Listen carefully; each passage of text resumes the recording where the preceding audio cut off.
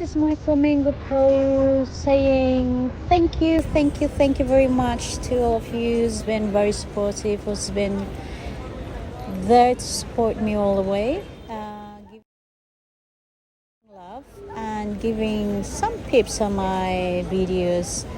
And this is kind of the passion that I have, and it is something that I would love to share to all of you, and hoping to inspire and motivate you to whatever you want, whatever you do, and whatever you love doing from within.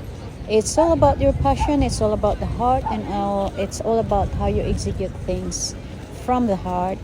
And I'm so grateful that I came across this yoga kind of 6 years ago or 7 years ago, and it really changes my life. And sharing it with you all, hope to touch you with some bits and pieces in here. It may not be in yoga, but it in whatever you do in life and whatever you love doing. So again, thank you very much, and hope to see you again and to my next videos coming up with my yoga moves. So this is Tigna's adventure saying namaste and thank you to all. May God bless all of you, and wishing all your journeys be prospering.